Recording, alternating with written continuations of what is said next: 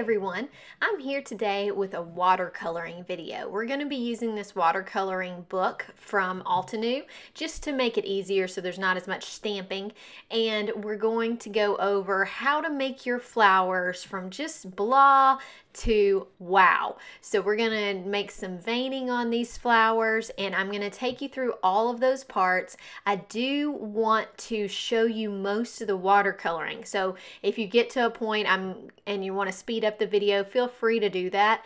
Make sure before we get too far into this video that you hit this subscribe button if you hadn't done that yet. I would really appreciate it. And of course, hit the like button. We're going to start with this watercolor paper, and it's already stamped. That Altenew coloring book is kind of cool because it has a black outline and it has a no line coloring option. I'm just going to add a quick sentiment. So I'm going to use the word thank you from another set, which of course I will link in the description below. And I'm going to heat emboss this onto my watercolor paper before we start. I really like having one panel cards for watercolor. You spend so much time on that watercolor that I really want it to stand out. So I'm going to go ahead and put my sentiment heat embossed on this same paper so that I don't have to worry about adding it later. When I am heat embossing a black sentiment, I love using VersaFine Clair. It's a very black ink with great coverage. When I am stamping on watercolor cardstock, I feel like I need to stamp a couple of extra times with any type of ink, almost like that watercolor kind of absorbs the ink. So to make sure that I can clear heat emboss this, I'm going to do this several times just to get a good impression and a good amount of ink on there. So I want to use a clear embossing powder over the top of that black ink, and I'm using Wow clear embossing powder. Love this embossing powder, and I love it with this VersaFine Clair. So you can see it's got the powder on it now. You definitely need to really look at your watercolor cardstock with that kind of grit to it. I think that sometimes will hold on to little particles of the embossing powder, so I really look at it at all different angles, especially with that clear where you can't see those powder pieces as easily. So I'm going to look at that, and then once I'm sure that we don't have any of that anywhere else on this cardstock, I'm going to apply the heat. So I've jumped ahead to taping down my cardstock panel with Post-it note tape. I don't have any blue painter's tape. A lot of people will use that, and I really think the Post-it note tape works great, so that's what I'm using.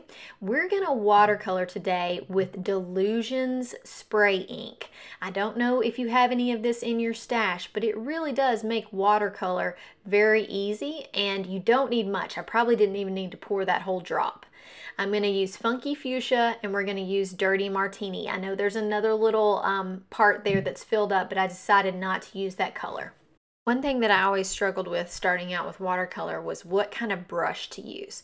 These water brushes are nice. I would say in the finest tip that you could get. This is an Altenew one on the fine tip to lay down water. And if you're doing a big area, they're really nice. But I tend to prefer the smallest possible watercolor brush. So I'm gonna, for my big areas, I'm gonna use this one. And then when I'm doing details, I'm gonna take the smallest brush that I own, which I believe is a number 2 size, and go back in. When you're doing petals, laying down water first is very helpful so that you can just let your watercolor flow with that. I love doing just a dab and then just kind of watching how it naturally wants to flow. I am a little bit of a perfectionist, and so I really have to let that go and make sure that I start my water and my color right on the line there. Sometimes I'll want, it almost leaves a gap. I didn't get my water close enough. So I'm going along, making sure I've got it all the way to the edge, and then I'm going to come back in with more water to add to this and just pull the color up because I want the centers of my petals to be lighter than the edges.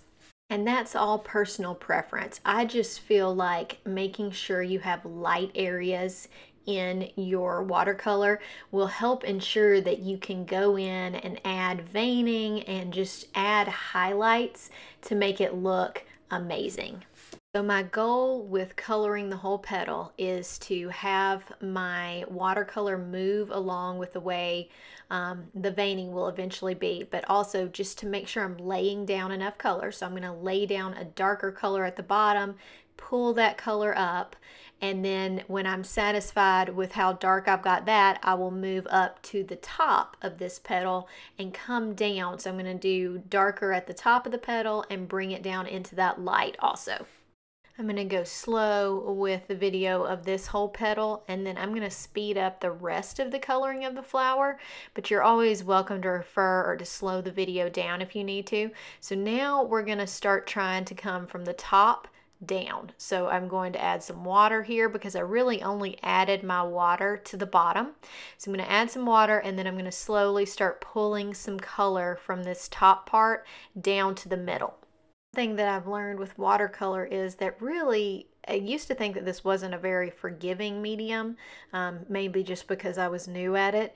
But now I really realize that, you know, if you mess something up, you can add more water, you can spread it around, you can use a paper towel and dry off some color, as long as you can try to keep your watercolor in your image, which sometimes it'll dab itself out and you can just add some clear water and try to absorb it. But it's definitely a lot easier if you can keep it inside your original image.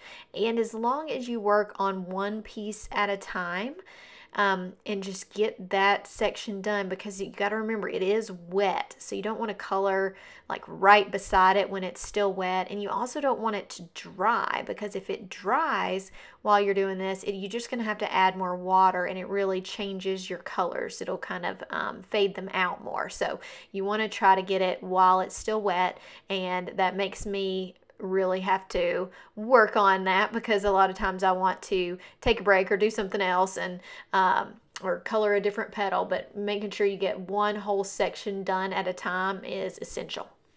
So now that the whole petal has been covered, I'm going to go back in and add some more contrast. So I'm going to add some more darker areas, things like that, because I feel like the more contrast and details you put into this, so you can see I'm making little lines. These are going to be kind of the veins of the petal. And I'm going to do this also with a much smaller brush, but I'm just getting the general idea with the bigger brush and making sure that I get some more color laid down. You can tell those strokes are a little bit bigger than probably what I'm going to want for the whole entire petal. So I'm going to do the bottom areas with those, and then I'm going to do some from the top, and then I will take another brush and use it.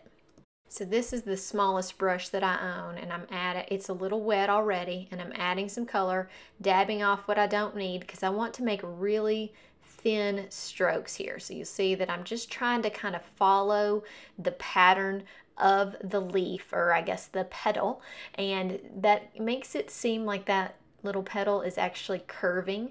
So you'll see me add lots of little strokes, and then I'm going to keep going back in and defining those strokes.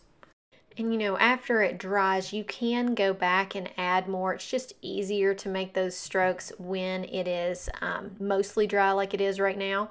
It's still got some water that I can pull with it. So I'm going to move on to another petal, and I'm going to speed up this. You are welcome to slow it down if you need to, but I'll speed this up, and I'm going to play you a little music so you can see how these petals come together. And I know we talked about not doing a petal that's touching the other one. This one is a little bit, but I had already let this panel dry before I started doing this. So just FYI, now I'm going to play you some music.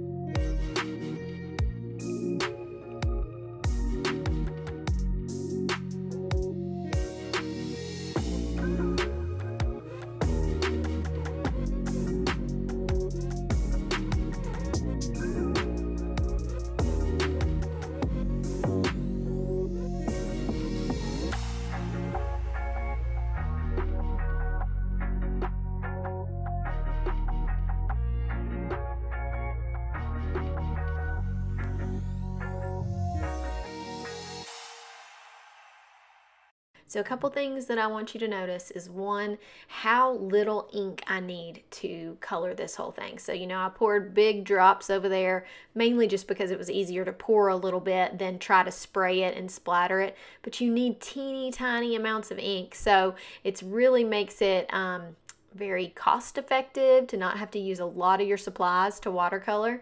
It definitely is time consuming, so for sure that. But I also really love using a mat or something that I can dab my brush over to the side so that I don't always have to get as concentrated of drops from that spray ink. So you can see over to the right, I've got dabs, and sometimes I'll just use part of the dab that I have there instead of doing a very, very concentrated part. So once I've got all of these petals done, I'm going to go back, and do you see where the petals fold over?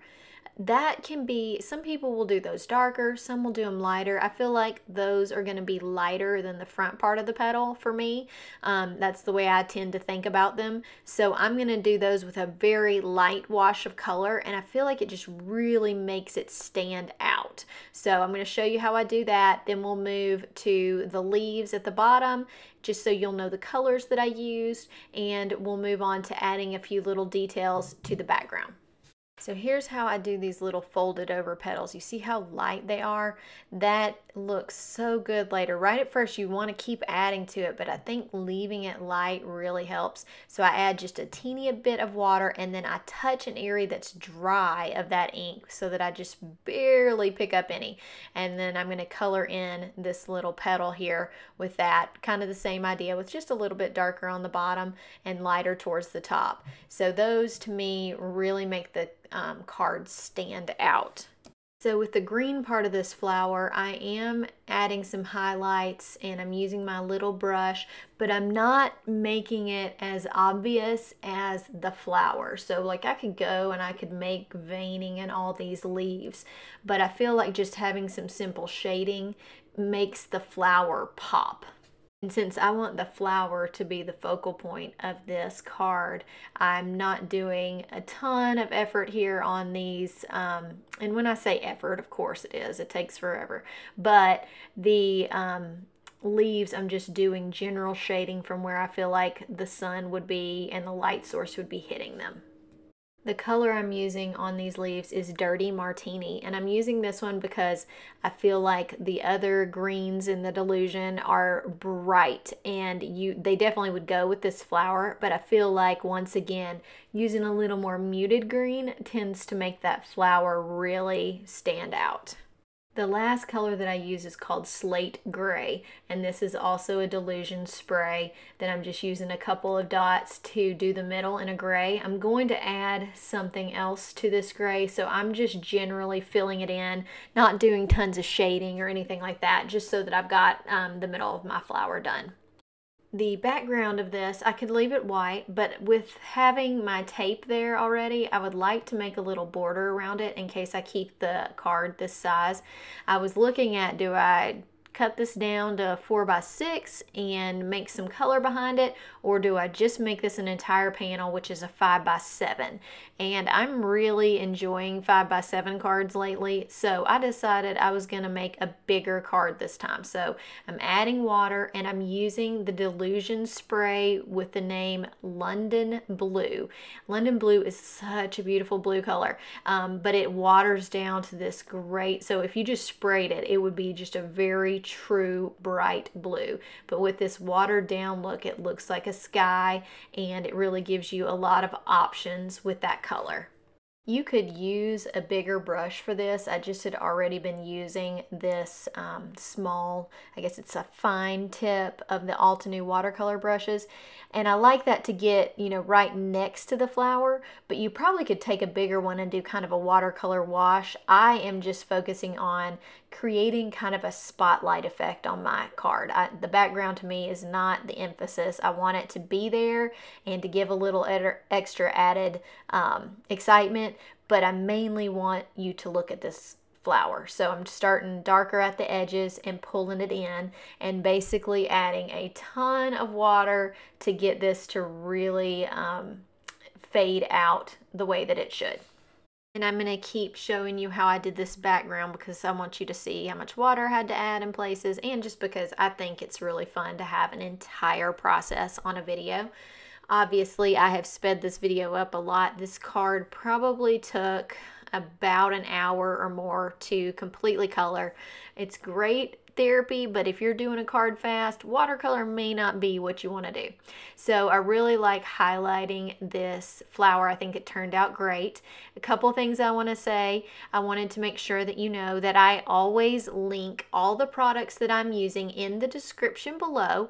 Those are tied to a link, if you click on them from that description, that gives me a small commission. So if you're going to go shopping today, really at any store, would you just look in there and see if the link is available? You don't have to buy the product that is linked. It just gives me a commission to that store, and I appreciate that so much. It really makes a difference in running this channel and just helping me keep motivated. So if you would do that, I would appreciate it so much. We'll get right to the end of this video, and I thank you so much for sticking with me this far. I hope that you've enjoyed this.